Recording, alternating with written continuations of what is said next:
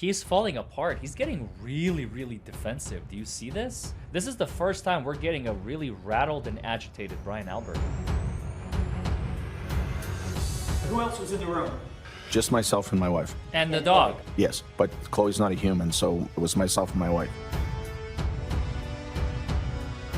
Did you have any conversation with Brian Higgins about a 2:22 a.m. phone call? That next morning.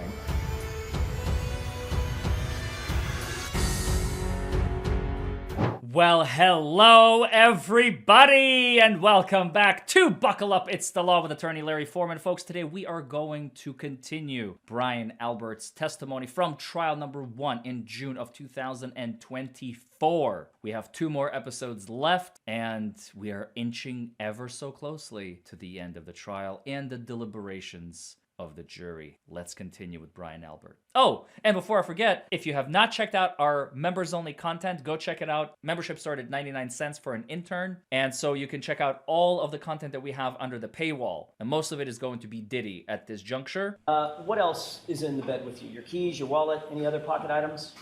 No. Just the phone and your glasses? Yes. And Nicole's phone? Yes. Right between the two of you? Usually, yes. What about that night? Yes. Sir, did you make any phone calls after you went to bed between the hours of 1:45 a.m. and 6:30 a.m.? Yes. Who did you call? I inadvertently called Brian Higgins. What time? I don't recall the exact time. Inadvertently. Butt dials. After 2. 2:22 and 35 seconds. Does that sound familiar? Yes. Did you speak to Brian Higgins at any point between 1:45 a.m. and 6:30 a.m. that night? No. You say you inadvertently called him at 2:22 in the morning. Yes. How did you inadvertently call him? Well, I don't know because it was inadvertent. So I have to explain that. Well, it's kind of like a butt dial. Kind of like a butt dial. All right. How long have you used an iPhone? A long time. Why is it that anytime something incriminating is going to come out, oh, it was just a butt dial. Jennifer McCabe, butt dial. Matthew McCabe, butt dial. Brian Higgins, butt dial. Brian Albert, butt dial. They're all just their butts are talking to one another. Are you sure the butt is not up here and the face is down there? Because they're clearly butt dialing each other a little too frequently, and on this one particular night, exceptionally a lot. And also, I think it's a known fact that Jennifer McCabe has made something like 200 phone calls between like January 29th and like February 10th or something like that. She was calling everybody, making sure their timeline is accurate. You know what I mean? It's crazy. It's just crazy to think about. As a matter of fact, you've been asked this question before, haven't you? Yes. Hence my question. You knew what I was going to ask you. Objection, Your Honor. I'll withdraw. You indicated previously at a different hearing in June of 2023 that you were, quote, hanging out with your wife, and you must have butt dialed Mr. Higgins, correct? That's Yes. the FBI grand jury. And 35 seconds on January 29th, 2022, correct? Yes. You were asked how that could have happened, much like I just asked how that could have happened, right? Yes. And in that hearing, you said, quote, I'm not totally sure. Similar to what you just said here. Yes. And here you added that it could have been a butt dial. Yes. You were then called back to that same hearing, but at a different date, an ongoing hearing, right? Yes. That was in July of 2023, correct? Yes. You then changed your testimony and said, and I don't mean to be indelicate, but your testimony was then that you were in an intimate situation, I'll put it that way, with Nicole at the time. And that's how you butt dialed Brian Higgins, correct? I don't believe I said that's how I butt dialed Brian Higgins. That's the time. I think I said there was a time frame that was close. Okay. So I didn't say that, no. All right. What you said was you were in an intimate situation with Nicole at the time that the butt dial occurred, correct? I'm not sure if you have something you can read me or show me. He's basically admitting, like, I don't remember which lie in which order I said it. So if you can show me my lie just to refresh my recollection so that I can merge in some new lies so I'm not, like, making mistakes with my lies. Can you please show me my lies so I can refresh my memory about my lies so I can lie better, Mr. Jackson? Would very much appreciate it. Is it your testimony, let me just ask, is it Sure. your testimony that you and your wife were in the middle of some sort of sexual or intimate situation, and that's what caused you to butt dial the phone at that time at 2:22 a.m.? Objection. Sistine. Why? It's a good question. I'd like to show you an exhibit briefly. Oh, sorry. Sir, I just want to find out if this refreshes your recollection. Look at lines 11 through 13, and then let me know when you're prepared. Yes. Thank you. May I approach? Yes.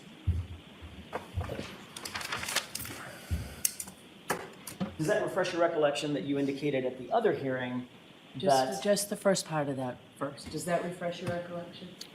It does. Okay, now you can. Thank you, Your Honor. Isn't it true that at the other hearing you indicated that at or around the 2:22 time frame, you and your wife were in bed together in an intimate situation? Yes, around that time, I think it reads. Do you recall every call that you made between, say, 1:45 a.m. and the next couple of days? Do you remember every single one of those calls? No. Do you think it would refresh your recollection to look at a log of those calls during that time frame, if we're going to discuss those? Yes. May I approach, Your Honor? Yes. May I, Your Honor? Yes. That's 2 pages worth of documents. If it refreshes your recollection as we walk through this with the court's permission, let me know if you need to refer to that. Right. I'm not going to be able to read it right now. I'll do it as you ask. Correct, yeah. No, you don't need to read it right now. Just wanted to have it in front of you. By the way, you've seen these records before, correct? At the other hearing proceeding? I've seen some records before, yes. I don't know if these exact records or not. All right, and you've acknowledged that at least the first page, these are your phone records for the number ending 0888, correct? Yes. Okay. And these are call records from January 29th Yes. at 2:22 and 35 seconds in the morning, correct? Yes. Whose number ends in 5421? According to this, it's Brian Higgins. The call at 2:22 and 35 seconds appears to be 1 second in length, and that's from you to him, correct? It says 1 second. I don't. That would be the call, the initial call from you to him, the one that you claim is a butt dial. Is that right? Yes. Did that call roll to voicemail, and then you immediately hung up? No, I don't recall if it. I don't know. So according to you, it was a butt dial that went to his phone that somehow lasted 1 second. Watch Right. this. Okay. Then there's a second call. If you look at the second line down, there's a second call at 2:22 and 52 seconds, 17 seconds later, correct? Yes. That call is actually from Brian Higgins to you, isn't it? Yes. And that call doesn't last 1 second. That call lasts 22 seconds, correct? Yes. Obviously, you know how long 22 seconds is. What's that? You know how long 22 seconds lasts. Yes. So according to your phone records, you placed a call to him, and then 17 seconds later, he returned a call to you that lasted 22 seconds, correct? That's what the records reflect, yes. When you woke up in the morning, you obviously checked your phone, did you not? I don't know if I did. Are you telling this jury that the call that came into your phone was a missed call, or did you answer it? I did not answer it. So it would have been a missed call. I just know I didn't answer the call. So it would have been a missed call. Well, I don't know. I don't know that to be a fact. I just know I didn't answer the phone call. Okay. I missed the call, yes. That's what I mean. Right, You missed the call. right, Did something on your phone and you just didn't answer it, according to you. right, Okay. Eye roll. And again, you're using an iPhone. yes. If you butt dialed Brian Higgins and he called you back and you didn't answer, you would have a very bright red missed call in your call log, correct? Objection. Do you know that? I don't know that. Have you ever Really? missed a call on your iPhone before? Yes, And when you go to your call logs, it says missed call in red, correct? After your wife calls you, your kids call you. Yeah. I don't think I've ever noticed that it's Oh, in come- red, and so no, I don't know that Stop. to be true. You're certainly alerted to the fact that it's a missed call. Stop. You missed a call, correct? If I were to go back and look at my incoming calls, it would probably say missed call, yes. And of course, if we asked you to show us your phone and show that that was a missed call, you couldn't do that because you've gotten rid of that phone, correct? Objection. Sustained. It's true. Did you Jury tell heard it. anyone in law enforcement that next day that oddly Brian Higgins was calling you at 2:22 a.m. and you missed a call? No, I wasn't aware of that call. If a call went to What? voicemail on your phone, you would get that voicemail, correct? You'd get notice of it. Yeah. If I checked my voicemails and there was a voicemail, I would get it, yes. That's my question. Did you get a voicemail from Brian Higgins? No. Which means he didn't leave a voicemail, Right. which would suggest that you answered the call, correct? Objection. Sustained. But it's true. Let's talk for a second about this butt dial. You went to bed and you closed and your phone was you closed and locked your phone, correct? Yes. I don't want you to tell me what the passcode is, Mr. Albert. That's important. I want to make sure you understand. I'm not asking you to tell me what the passcode is, but at the time, was your passcode a 4-digit or 6-digit passcode? 4, I believe. And that locks the phone when it's not in use, correct?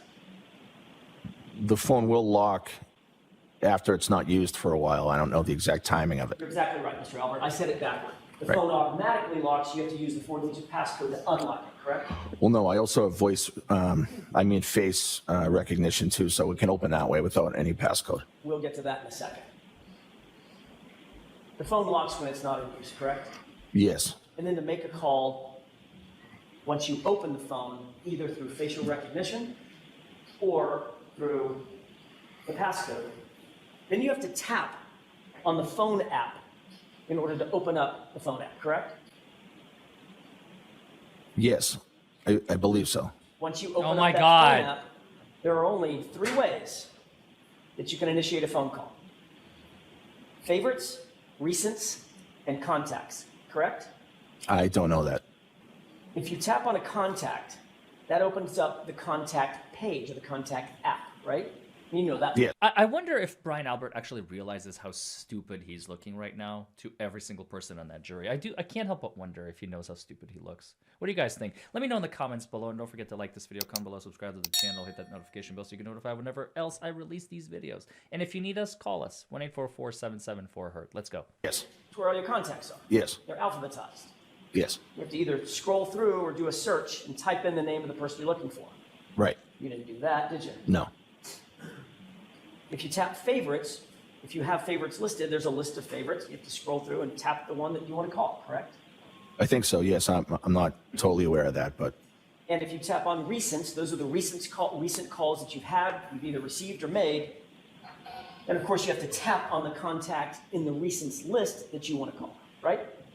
yes. And then, of course, you would have to tap again to end whatever call you initiated, right? Yes. I mean, you don't just say goodbye. You got to say goodbye and hang up. You got to tap it to hang it up. Right.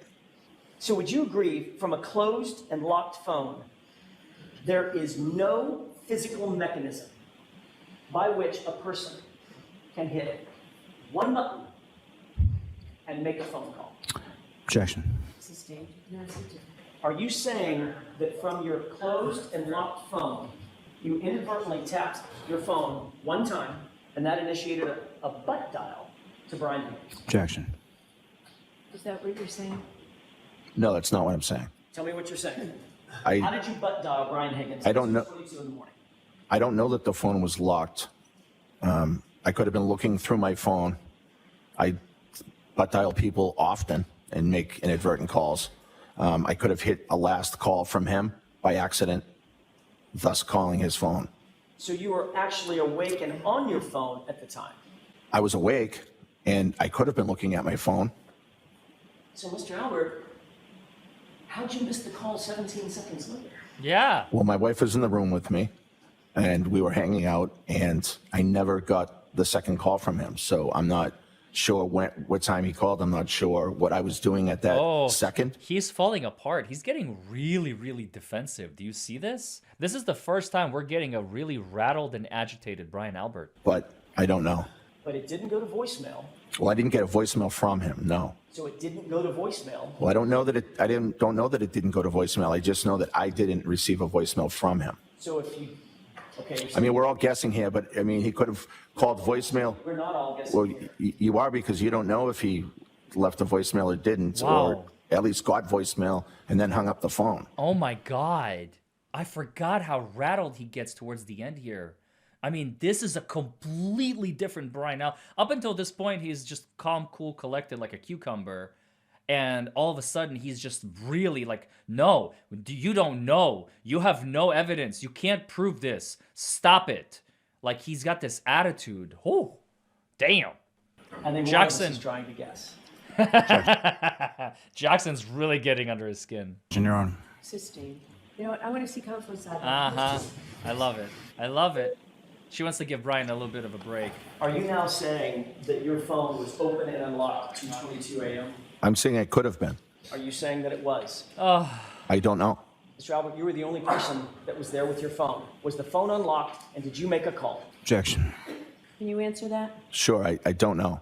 And 17 seconds later, again, presuming you're the only person there with the phone, did you answer that call? I did not. You would agree that in order to answer a call, you can't just look at your phone to answer it. It has to be swiped physically, correct?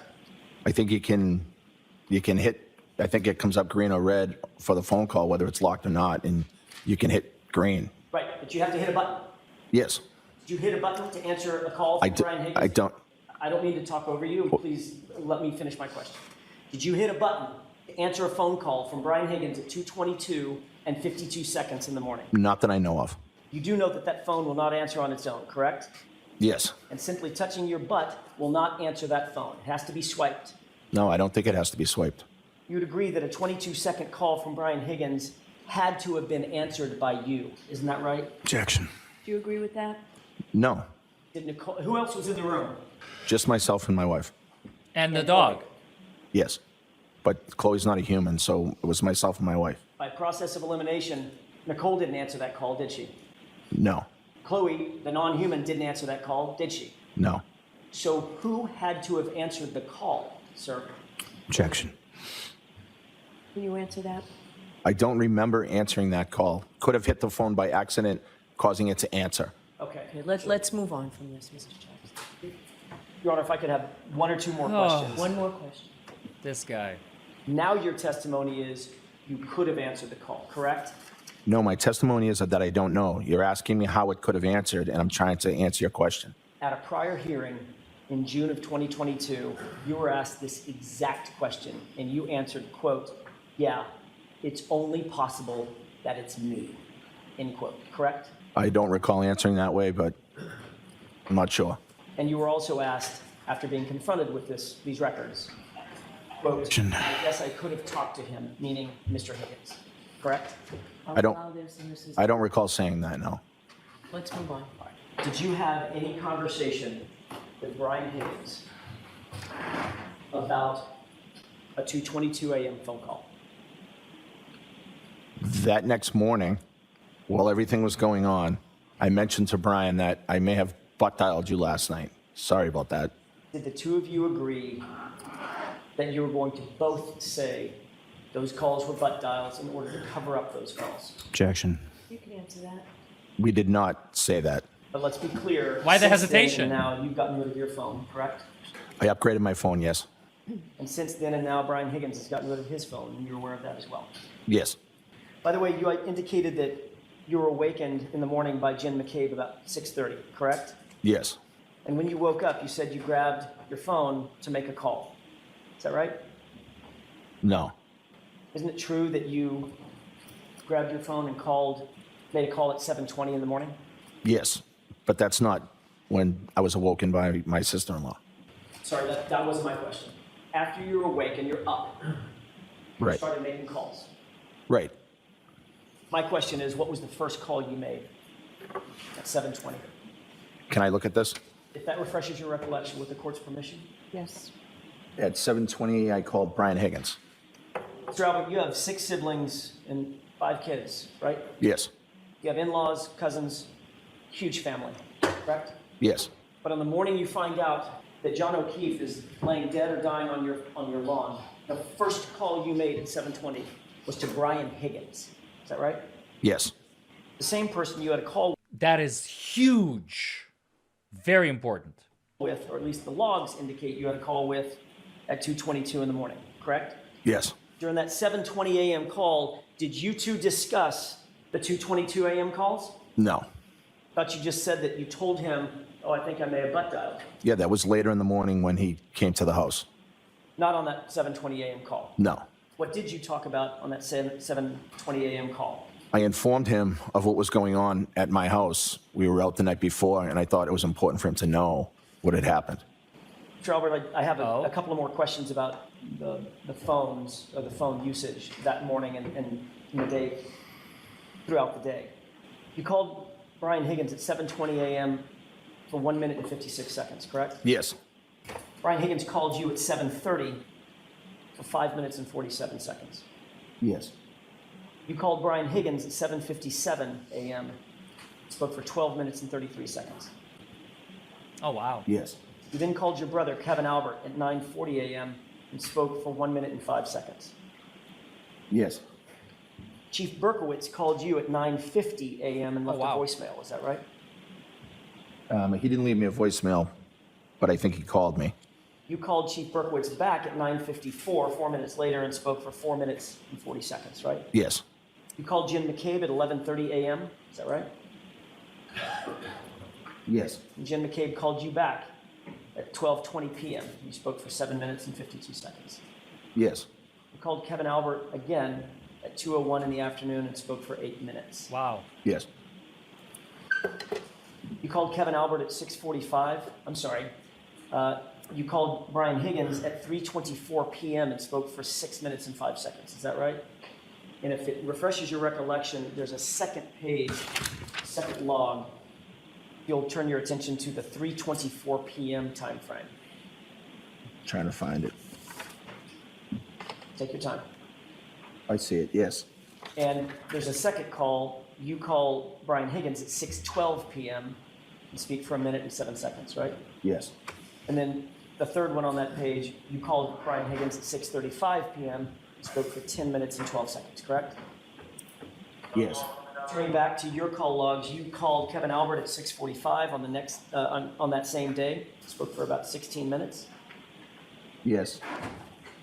Then on the next day, January 30th, you called Chief Berkowitz and spoke for 1 minute and 6 seconds. Yes. And the following day, you spoke with Jim McCabe, who called you at 8:04 p.m., correct? Yes. And finally, Chief Berkowitz called you at 1:48 p.m. on February 1st, right? Yes. 3 days later, you spoke again to Brian Higgins at 8:48 a.m. Is that right? Yes.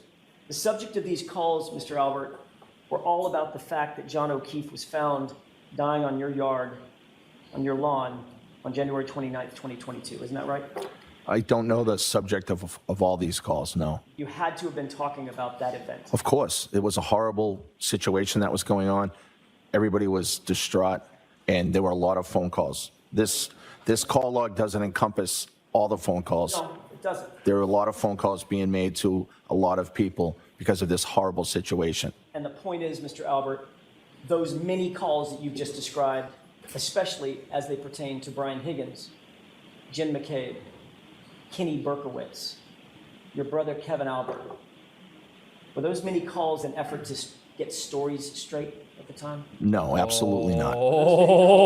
Oh, Brian Albert is finally getting called out at the end of his testimony. And folks, we are going to conclude the Brian Albert series from trial number 1 in the next Brian Albert episode. That will be the final one as we are inching closer and closer to the end of this trial. I will see you guys in the next video. Bye, everybody.